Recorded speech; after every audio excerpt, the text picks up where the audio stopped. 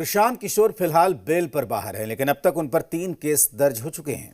अब नया विवाद उनकी वैनिटी वैन को लेकर है, जिसकी जांच में कई गड़बड़ियां सामने आ रही हैं, जिसके बाद अब वो बिहार में एक्टिव हर पार्टी के निशाने पर हैं। आखिर क्यों पीके बिहार सरकार और विपक्ष के निशाने पर बने हुए हैं? वैनिटी वैन को लेकर क्यों खड़ा हो रहा है विवाद? खबर की पूरी डिटेल देखिए इस रिपोर्ट में।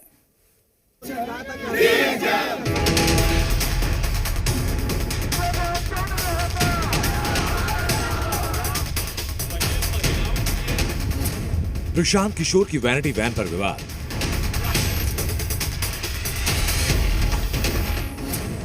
चेसिस नंबर से छेड़छाड़ या पीके सियासत का शिकार। बीपीएससी छात्रों के प्रदर्शन में साथ देने के बाद से प्रशांत किशोर की मुश्किलें बढ़ती जा रही हैं। एक तरफ उन पे केस पर केस दर्ज हो रहे हैं, तो दूसरी तरफ उनकी वैनिटी वैन को लेकर विवाद है।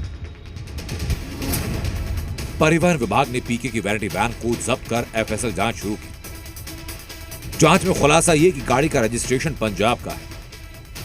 रजिस्ट्रेशन पर्सनल यूज के लिए हुआ, जबकि इस्तेमाल कमर्शियल हो रहा था। वैन के चेसिस नंबर से छेड़छाड़ के सबूत भी मिले।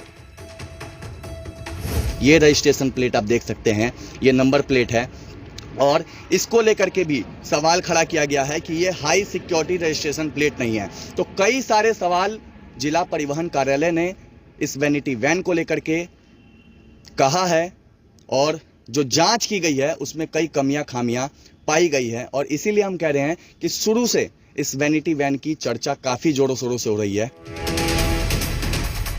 दरअसल जब से प्रशांत किशोर गांधी मैदान में बीपीएससी अभ्यर्थियों के प्रदर्शन में शामिल हुए, तभी से वो आरजेडी जेडीयू के निशाने पर हैं।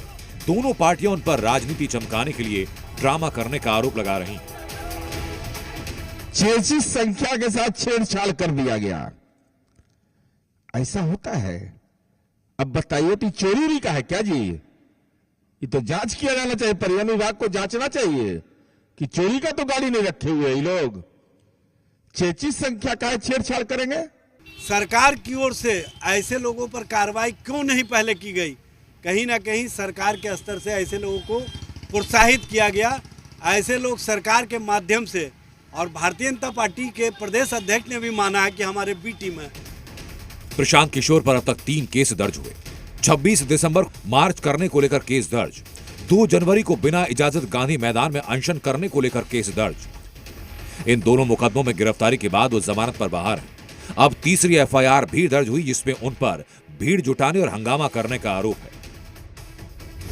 उन्होंने असत्य बोला कि हम सशर्त जमानत लेने से हमने इनकार कर दिया। बिल्कुल फर्जीवाड़ा है यह। जैसे चेसिस नंबर इन्होंने वैनिटी वैन का बदल दिया, वैसे ही इनका बयान गुमराह करने वाला था। जाहिर है 3 मुकदमे और अब वैनिटी वैन को लेकर जांच में कई गड़बड़ी मिलने के बाद प्रशांत किशोर सरकार और विपक्ष दोनों के निशाने पर है। लेकिन क्या प्रशांत किशोर को इसका कोई सियासी फायदा होता है? ये बिहार चुनाव में साफ होगा। पटना से निषेध के साथ ब्यूरो रिपोर्ट, जी मीडिया।